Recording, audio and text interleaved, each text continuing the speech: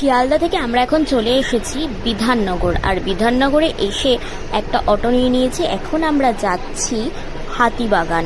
হাতিবাগানের করিমসে চলে এসেছি, কারণ আমরা ডিসাইড করেছিলাম যে রাতে ডিনারটা আমরা এখান থেকেই করে ফিরবো।